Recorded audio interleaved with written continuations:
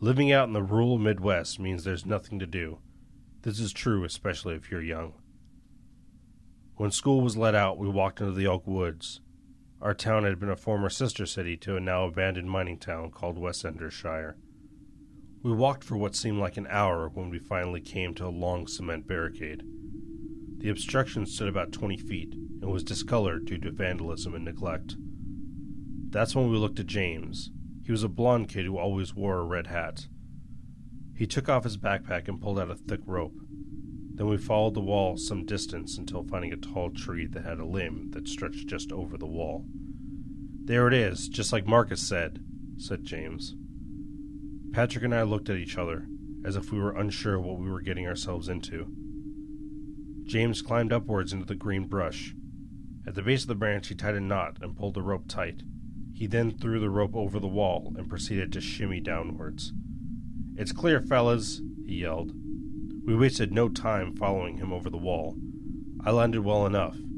Patrick wasn't nearly as lucky. He toppled forward and scraped his leg. Helping him up, I asked, "Are you okay?"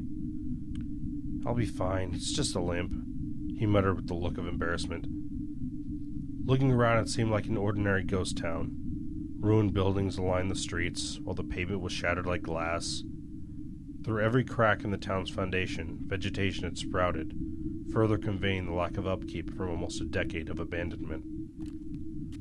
The sign read Lemon Street. Walking down the craggy asphalt, we read the signs as we went along.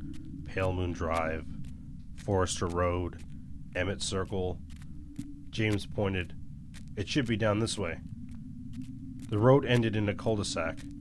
There we found the infamous Shire Elementary School. The school looked intimidating. The boarded-up windows and gaping maw of the front entrance looked as if it were a monster inviting us in to be eaten. Cautiously we approached. Then James stopped. "I smell something burning," he stated. The sky was clear and no signs of smoke or anything. Patrick dismissed him.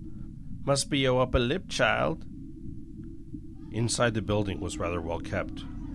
Strangely, there wasn't bags of garbage which had been present throughout the town, and most of the windows were intact. We went from room to room. On the second floor we found a room that had multiple chalkboards. There we found scribbles of some strange and ancient language. Runes were carved into the ceiling and the floor. By far it was the strangest thing we'd seen yet. At the other end of the room we found a hole in the floor. It led down into what looked like a flooded locker room. James peered over the side. "Boo! You're gonna fall in." Patrick shoved and pulled James back. In the excitement, James's poor hat fell into the black hole. We heard it neatly land into the water, where we could only assume it sunk to the bottom. James looked over at Patrick in spite. "Swell. That was my favorite hat." "Guys," I shouted, "look what I found." It was a history book from school, its cover eaten away by the vestiges of time. Opening it up, I could hear the crack of its spine. I turned to the first page. "History of Westender Shire," I read aloud. The book had things in it I've never read before. It spoke of elder gods descending from the moon to choose a person to enlighten with knowledge. The people of the town were supposed to pay homage to this mysterious entity every 10 years or so. Illustrations showed people boarding some sort of craft, something the Soviets might have made. James slapped the book down. "What a bunch of horse feathers. We ain't seen so much as a few broken down jalopies since we've been here." He walked to the door.